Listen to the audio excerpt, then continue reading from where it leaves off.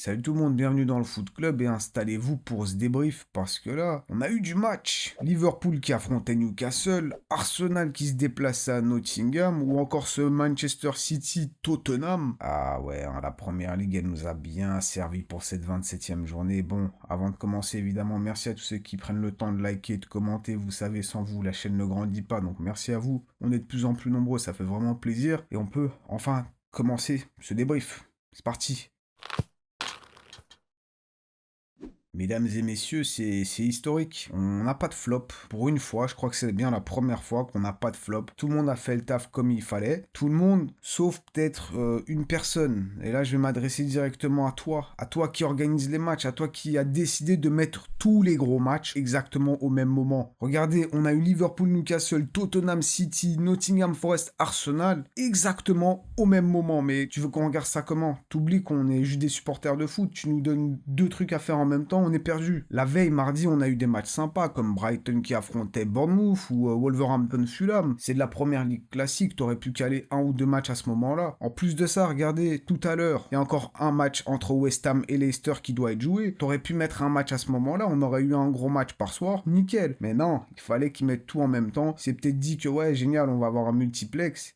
Non, ah, c'est fou, faut tout leur apprendre, hein. Même leur métier, il faut leur dire comment le faire. Si ça se trouve, c'est le même gars qui s'occupe de la VAR. Ouais, ça expliquerait beaucoup de choses, je pense. Bon, pas de flop, juste un coup de gueule. Par contre, il y a une équipe qui est quand même passée pas loin de la catastrophe. Manchester United qui s'est fait peur, avec quand même cette victoire 3-2 face à Ipswich Town. Mais c'était dur, vraiment, c'était très très compliqué, surtout qu'ils prennent un but dès le début du match, avec une énorme erreur. Une incompréhension entre Dorgu et Onana. 4e minute, ton match il commence super bien, long ballon. T'as Onana qui sort, Dorgu qui essaye de lui la glisser, mais ils se sont totalement pas compris. Et le ballon qui se retrouve à se diriger seul dans la direction du but. Personne pour l'arrêter. Juste un certain Philogène, ancien joueur d'Aston Villa, qui la pousse au fond. C'est 1-0, c'est génial, tu commences super bien. Ça fait quand même quelques temps qu'on le dit. Bon, l'animation de Manchester United version Ruben Amorim, c'est un peu compliqué offensivement. Ouais, il faut quand même s'accrocher. Maintenant, heureusement qu'il y a les coups de pied arrêtés. Et les 3 buts marqués par United, c'est justement sur coup de pied arrêté, à commencer par quand même ce centre, un coup franc centré par Bruno Fernandes qui finit sur la tête du capitaine carrément d'Ipswich Town. Une belle tête d'attaquant hein, quand même. Je crois que bon, il s'est un peu trompé. Il a oublié dans quel sens il jouait, mais c'est un partout. Et dans la foulée, t'as quand même De Ligt qui vient aussi mettre son but encore une fois sur un corner. Il y a eu 2 arrêts auparavant du gardien. La troisième, c'est la bonne. Et là, quand même, quelques minutes avant la fin de cette première période, t'as quand même un gros tournant. Le carton rouge de Dorgu. Ah ouais, quand même, la semelle, elle fait mal. Aïe. L'autre, il a quand même de la chance de s'en sortir sans trop grosses séquelles. Parce que bon, là, la jambe, elle s'est un peu pliée quand même, hein. Et Dorgu, si je me trompe pas, c'est son premier match en tant que titulaire à Old Trafford. Déjà que ton match, tu le commences mal parce que tu fais quand même un peu une erreur, même si c'est pas à 100% de ta faute. Et là, le carton rouge, tu mets ton équipe en grosse difficulté. Déjà qu'à 11 contre 11, c'était pas forcément évident, même si l'équipe était en train de mener. Là, ça se complique encore plus et en vrai, ça a pas manqué, hein. Puisque dans la foulée, Philogène qui marque un doublé sur un centre qui au final n'a été touché par personne, Onana est trompé et c'est 2 partout. Mais dès le début de la deuxième mi-temps, qui d'autre que ton meilleur joueur peut-être à l'heure actuelle? Bon, ça c'est à vérifier, mais Harry Maguire encore une fois sur un coup de pied arrêté, encore une fois sur un corner, la tête ravageuse. Je sais pas si je viens pas d'inventer un mot, mais la tête bien placée, bien puissante. C'est 3-2 et United qui tient comme ça jusqu'à la fin du match à 10 contre 11 à la maison face à une équipe de bas de tableau. Ils se battent pour la relégation, enfin pour le maintien plutôt. Et j'ai vite fait regarder, c'est seulement la 5e victoire de Ruben Amorim en première ligue sur le banc d'United après 16 matchs, 8 défaites. Mais bon, ils ont quand même pu compter sur leurs 2 défenseurs centraux pour marquer De Ligt et Maguire, et aussi sur le joueur adverse. Le capitaine de d'Ipswich Town pour remporter ce match. Beaucoup de travail, hein. Je pense qu'il faut avoir les nerfs solides, hein. Ah, il faut avoir les nerfs solides hein, pour voir son équipe Manchester United, qui n'est pas n'importe qui non plus, hein. C'est quand même un très très très très très gros club, galérer autant face à une équipe comme Ipswich Town qui essaye de se maintenir, qui vient d'être promue. Ouais.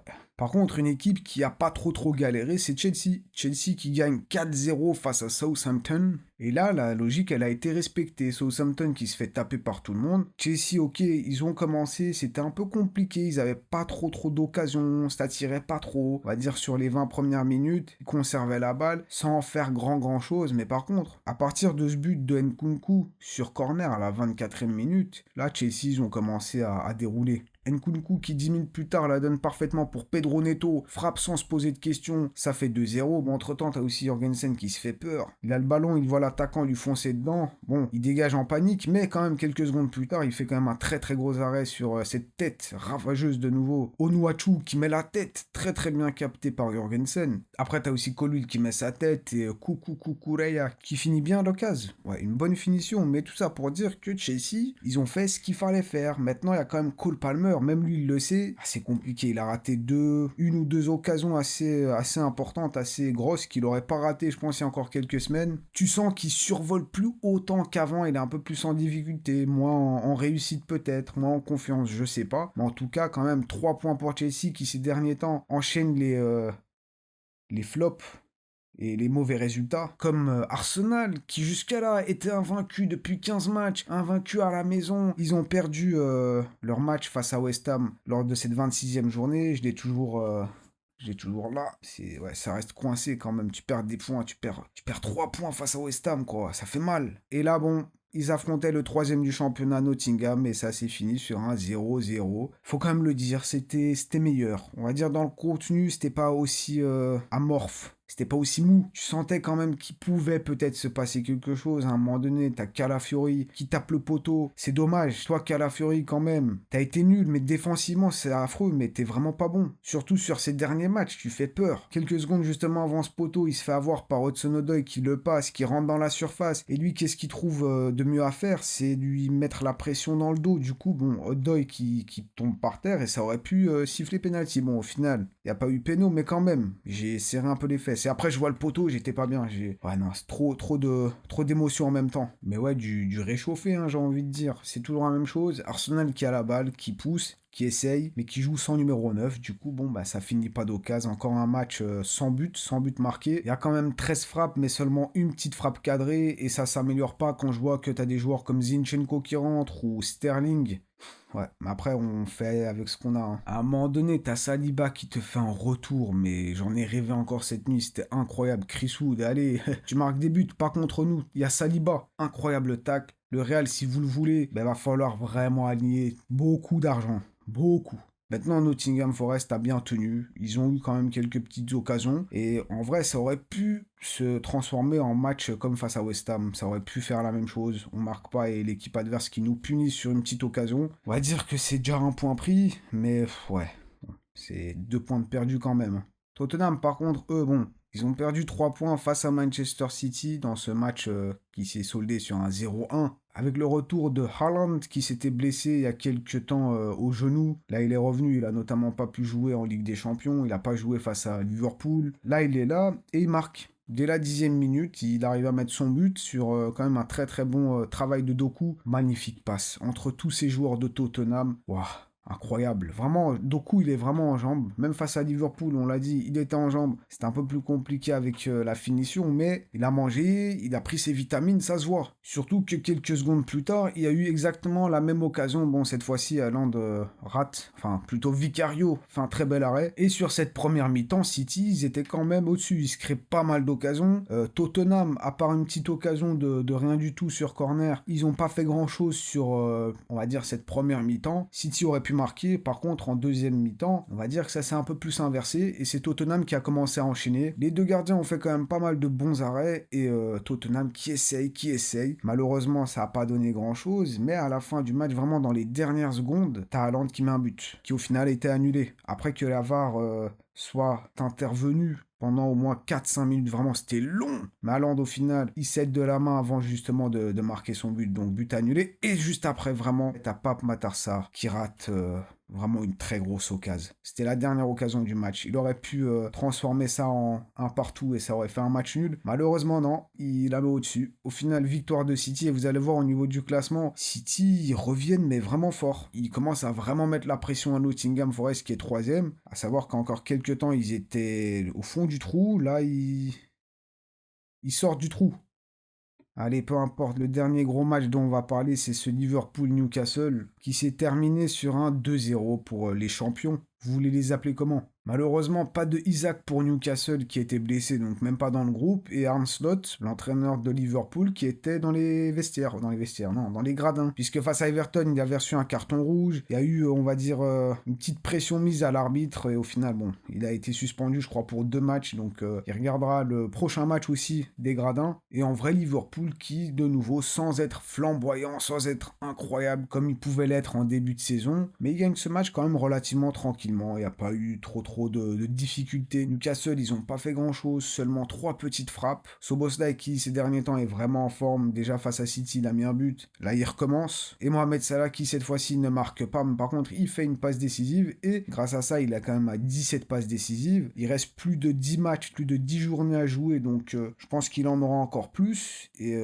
il est seulement à 3 petites passes décisives pour égaler Thierry Henry et Kevin De Bruyne. Il met encore 4 passes décisives et il devient le joueur avec le plus de passes D sur une saison de Première League. Là, il la glisse super bien pour McAllister qui fait quand même un gros travail sur l'occasion. L'Argentin qui récupère la balle, qui fait une belle remontée de balle, qui la glisse à Salah et puis bon, Salah lui la redonne. Très bien fini. 2-0 pour Liverpool, très bon résultat, hein. Et une performance plus qu'au convenable, pas flamboyant, mais bon, ils ont pas non plus été trop inquiétés. Félicitations pour le titre et bon, ouais, allez, bravo, hein, bravo.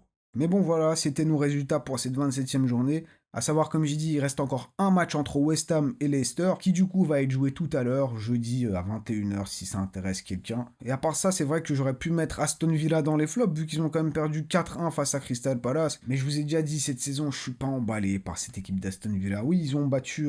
Qui est-ce qu'ils ont battu là, dernièrement? Ouais, Chelsea, et ils avaient fait aussi match nul 2-2 face à Liverpool. Ouais, voilà, ça me revient. Ouais, mais quand même, au global, je suis un peu déçu. Donc voilà, allez, victoire de Crystal Palace, encore un but de Mateta, il est vraiment en forme lui. Bournemouth aussi qui perd face à Brighton, deuxième défaite d'affilée, ça va pas être très bon pour le top 4, ni pour le top 5, ni pour le top 6, et ainsi de suite. Au niveau du classement, bien entendu, Liverpool devant, avec Arsenal qui a déjà 13 points derrière. Après, Liverpool a toujours ce match d'avance sur les Gunners, mais quand même, on sait.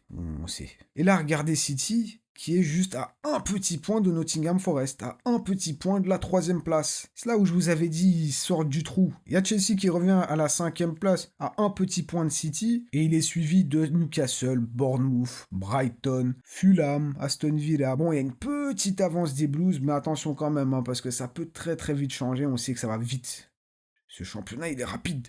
Et plus bas au classement, t'as United qui revient à égalité de points de Tottenham. Ils ne sont plus 15e, ils sont 14e à 33 points, tout comme Tottenham qui, eux, sont 13e. Bravo. Et tout en bas du classement, Southampton qui va aller affronter Liverpool lors de la prochaine journée. Et là, bon, j'ai une bonne et une moins bonne nouvelle, une mauvaise nouvelle carrément. C'est le retour de la coupe, de la FA Cup. Donc ça veut dire qu'il n'y aura pas de Première League. Faudra attendre la semaine prochaine, samedi prochain, pas ce samedi. Malheureusement, ouais. Puisque bon, ce vendredi, samedi, dimanche et lundi, comme j'ai dit, il y a le retour de cette FA Cup. Et en vrai, je sais même pas si j'ai envie de citer les matchs, il n'y a rien d'intéressant. Allez, si. T'as United qui va aller affronter Brighton, enfin, qui va recevoir Brighton. Eh ben non, parce que je me suis trompé, je ne sais pas lire. C'est Fulham, pas Brighton. Et bon, il y a aussi Manchester City qui va affronter l'équipe qui a sorti Liverpool, là, le Plymouth Argyle. Donc, si ça se trouve, ils vont encore faire l'exploit, on sait jamais. Mardi, mercredi et jeudi, on a les matchs européens. Donc, Ligue des Champions, ça va être évidemment mardi, mercredi. Et la conférence et l'Europa le jeudi. La semaine d'après, ça va être la même chose, vu que c'est les matchs aller-retour. Donc, va falloir quand même patienter pour notre petite Première Ligue. Et allez, on va aller quand même jeter un œil sur les prochaines affiches. Évidemment, on l'a dit dans la précédente vidéo, en Ligue des Champions, tu as notamment ce Liverpool-Paris Saint-Germain incroyable, et des matchs, on va dire, un peu plus simples pour Arsenal et Aston Villa. Et la 28e journée de Première Ligue, on va avoir quand même un Nottingham Forest-Manchester City, Tottenham-Bournemouth, et évidemment le classique historique entre Manchester United et Arsenal, le dimanche 9 mars. Et je vous ai dit qu'il y avait une bonne et une mauvaise nouvelle. La mauvaise, c'est que bon, va falloir attendre pour la Première Ligue, ça vous savez. Et la bonne, c'est que vous êtes toujours dans le foot club. Et j'ai encore une mauvaise nouvelle, c'est que bon, fin de vidéo. C'était un plaisir comme d'habitude d'être en votre compagnie. Évidemment, je vous souhaite une bonne fin de semaine, profitez, prenez soin de vous et de vos proches. N'oubliez pas le petit triplé, like, commentaire et abonnez-vous si ce n'est pas encore fait. Et nous, on se voit très vite. Ciao!